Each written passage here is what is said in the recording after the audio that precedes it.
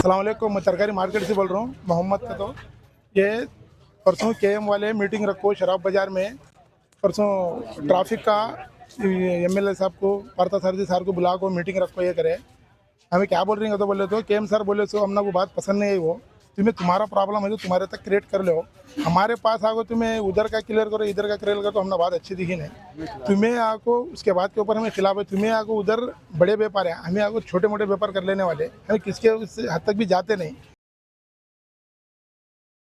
अस्सलाम वालेकुम। आज सोशल मीडिया पर देखा गया कि मार्केट के अंदर, झांसी लक्ष्मीबाई मार्केट के अंदर जो ताजिर है, व्यापार करने वाले हैं, ये लोग एहतिजाज करते हुए स्टेटमेंट दिए कि शराब बाज़ार वाले और खुसूसन असद रहीम केएम वाले वहाँ की रोड खोलने के वास्ते बोले, इससे वो लोग मुतासिर हो रहे हैं बोल के आज स्टेटमेंट आया। तो इसके ताल्लुक से मैं कुछ क्लैरिफिकेशन देना चाह रहा हूँ। पहली बात तो ये रही कि मामला शुरू कहाँ से हुआ। जैन मंदिरों में सम्मानम करने के लिए, गुलपोशी करने के लिए एमएलए साहब को बुलाने के बाद वहाँ पे जैन मंदिर वाले शराब बाजार में उनकी मंदिर के सामने गाड़ियां रख रहे हैं, आने जाने को तकलीफ हो रही बोल के कंप्लेंट करने के बाद जो है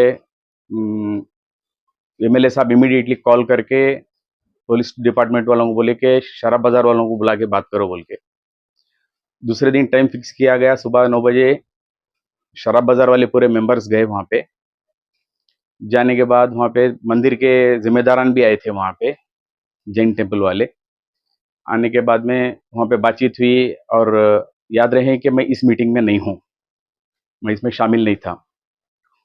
वहाँ पे ट्रैफिक के प्रॉब्लम्स है तो सही, पर इसे सॉल्व करने के लिए सबसे अपनी अपनी राय पूछा गया और यहाँ पे राय सब अपनी अपनी राय दिए। और ट्रैफिक वाले और पुलिस स्टेशन वाले और वहाँ पे कोई ट्रैफिक कंट्रोल करने वाले कोई पर्टिकुलर थे, और उनके अलावा शराब बाजार वाले थे, एसोसिएशन वाले। और यहाँ पे थोड़े पॉइंट्स लिखाए गए, जैसे पार्किंग लॉट का एरिया बढ़ाएं, जैसे आलमा गंगम्मा स्कूल से लेकर गौरा वालों के घर तक पार्किंग बढ़ाया जाए, और पार्किंग को गुल सिंह सावली दरगाह के रोड पे भी पार्किंग का अरेंजमेंट किया जाए। और तीसरी बात, गुप्ता स्टोर्स की लाइन में भी रोशन मार्केट या जहाँ क्या बोलते हैं झांसी लक्ष्मीबाई मार्केट, वो रोड पे भी पार्किंग रखने के वास्ते एडवाइस दिया गया।